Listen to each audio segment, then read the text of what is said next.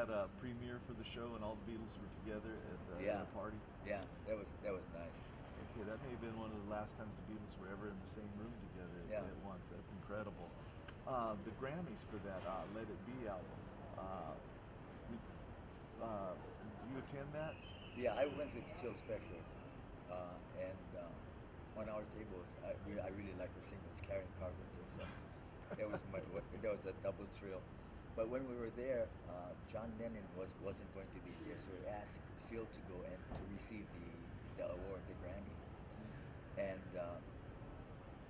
so when they were just about to call the Grammy winners and everything, so Phil was there to receive it. But when they called, before they actually did it, I don't know if everybody remembered this, but Paul McCartney ran up and he had tennis shoes or something. He ran up on Flower stage. shirt, yeah. Yeah, he ran up on That's stage why. and grabbed the award, and Phil Spector was livid. Took his opportunity. Now, Phil, he was known for that murder later on and stuff. So, did you like gunplay? Oh yeah, I mean he had guns everywhere. I mean, similar to Elvis, they had oh, don't sit on that sofa. Underneath the pillow, there's one. And oh no, in the bathroom, be careful. When you flush the toilet, it's a trigger to a automatic weapon. No. So when you heard that he got arrested for murder, what did you think? Well, I had moved to the Philippines when I was 40 years old. So uh, on the news, it came out when I was raking the yard. On the news came out that they arrested Phil Spector for murder, for shooting somebody. So when I listened to it and I waited for another repeat of it, when I listened to it, they said that I said guilty as charged because there were several times with him. Remember the guy I told you in the beginning when I first went to the house? Yes, George. George whispered in my ear, "Be careful, he might get you killed." I mean, so many instances that I was with him, it was like, it's scary. This guy just creates so much trauma. Yeah, I heard a story that he like pistol whipped somebody before.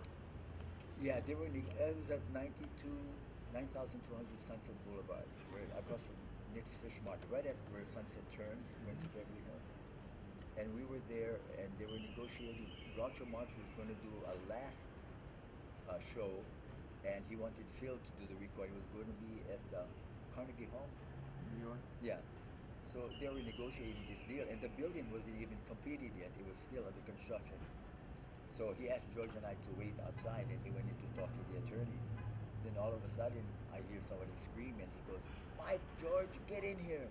So we run toward him like that, and then we turn into the office, and the attorney is holding his head, he's bleeding, and he took his pistol out and hit him on the head. And this guy is outraged. Oh man, here. Okay, now we'll talk a little bit about Priscilla Presley. Can you tell? Who's that? Elvis Is that Presley. Oh, Elvis she's so Presley. gorgeous. You became friends with her, and you were her karate instructor, Yeah. and you ended up.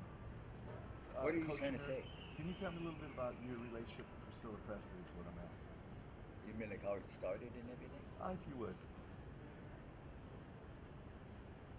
Yeah, it was at a. Oh yeah, Ed Parker sponsored a All-Star Black Belt Team Championships in Hawaii. It was the mainland versus Hawaii, and I think this was just after Elvis was married because they were, I think, honeymooning at the Ilikaya Hotel. So at that event, her Elvis and I think Sonny and Joe and attended also. They just came to watch. So they came in after we had already started, and they left before the event was over. But that's the first time I saw her. I didn't meet her then. Then Phil Spector again was asked by RCA if he would come to Vegas and watch Elvis's show in the hopes that he would produce a single for Elvis. So I went with them, and that's the first time I actually met her for a few minutes before going into the dressing room for Phil and Elvis to talk. And, all right, and then you met her years later again.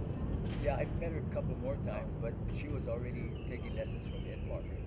And then Ed Parker recommended Chuck Norris because Chuck had a school on Ventura Boulevard in Sherman Oaks. So it was relatively close to Priscilla. And then she had gone to several of these martial arts events. Again, I bumped into her again at the internationals, Ed Parker's event in '97. So I met her briefly then, and at a couple of other events, and then yeah, I think it was at Chuck's school one night when I went up there, and she was taking classes, and then we had after the classes were over, Chuck invited me to go with him for just to talk and have a drink, not alcohol, but just to go out. So I think she was with Joni Esposito, Joe Esposito's wife, and Priscilla. Chuck and I went to this little tiki bar or something, and that's when she asked me if I would give my phone number to take lessons, and I was like, "Are you serious? It's 70 miles away. I live down in Orange County." I said I would never drive to see even if God was teaching a class. No, I'm joking. But it was surprising. But she persisted, and I gave her the number, thinking, that's just simple Hollywood talk. But maybe 4 days later, she called me at the school, and I said, "No, it might be too far." She says, "Can I just come and watch a class?" So she came down initially just to watch a class, and then liked it and said she wants to continue to take classes. And I said, "My God, it's so far." And then she started 2 days a week, and then 3 days a week, and after a couple months, she just wanted to do it all the time. So, but she was very good because she's a good dancer. Yeah, so she was in shape, and yeah, she did very good. She was a very good student. She was so humble too. She never had any pretense. Everybody treated her just like everybody else. So that was very nice. That's terrific. Okay, and then you ended up having a relationship with Priscilla Presley, and she divorced Elvis Presley. I'm sorry? She divorced Elvis Presley, Yeah. and you two were an item. Yeah. And were you were your first connection with her? Was that Marina Del Rey? First connection? No, she was already taking lessons for several months already. So no, we eventually when she finally went and told Elvis that she wanted a divorce, after the news was out, then she felt a little bit freer to move. So we had an apartment in Marina Del Rey before settling on Summit Drive in Beverly Hills. Okay, so you lived as a family with Priscilla and Lisa Marie Presley? Yes. And Sammy Davis Jr. was the neighbor? Yeah, he was just below us, and then that guy from Gregory Peck? Gregory Peck, yeah, he was across the street, yeah. He was on the other side. That's terrific. And you two were together as you guys were a family unit for about 4 years, 4.5 years, something like that. Yeah. Okay. And let's see. After that was a high-profile deal, probably the number one entertainment divorce in history, and that made you internationally known outside of karate as well. Mike, after you guys went your separate ways, you went to Las Vegas?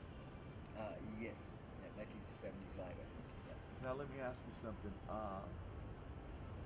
You had a long enduring friendship with Engelbert Humperdinck that followed Priscilla, or was that before Priscilla?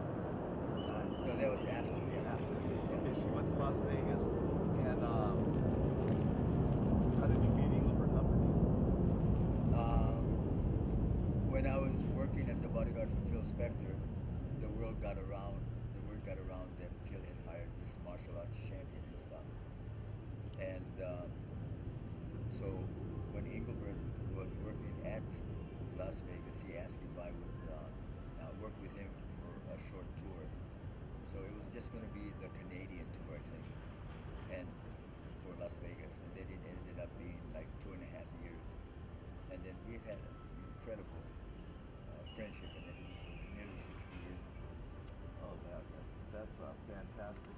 So when you were in Las Vegas, I think there was a Wayne Newton wanted to, you didn't present him with the black belt.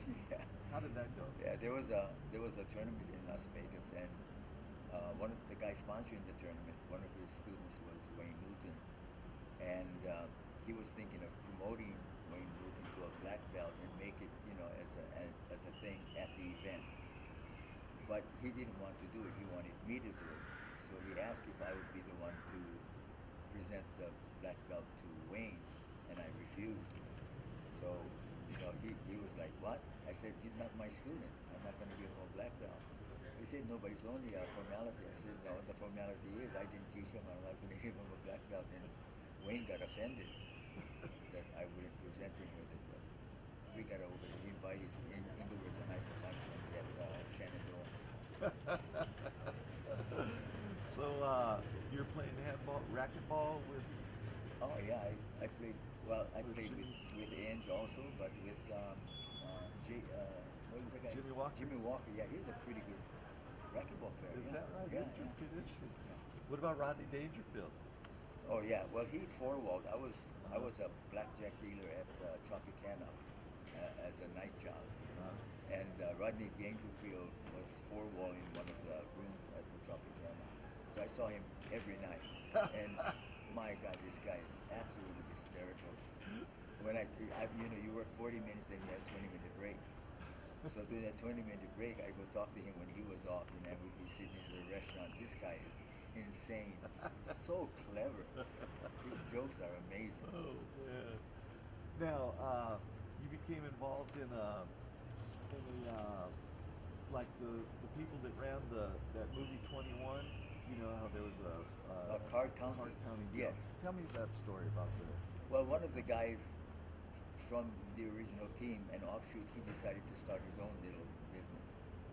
And through a mutual friend of mine in Las Vegas, we got connected and everything. So uh, I participated with them in doing this. I was not smart enough. He was an MIT guy, by the way, very brilliant guy. He could count down 6 extra cards. You know? So I ended up working with them for about 4 months, and I got busted at the Hilton Hotel and asked not to play anymore. And then when I went to work the next day at the Tropicana, the security guard at the Trop, who was one of my students, says, "Mike, you're in the black book." I said, "What's that?" "You banned from gambling in Vegas." I said, "God." What was your role in the 20 in the card counting deal? Well, the position I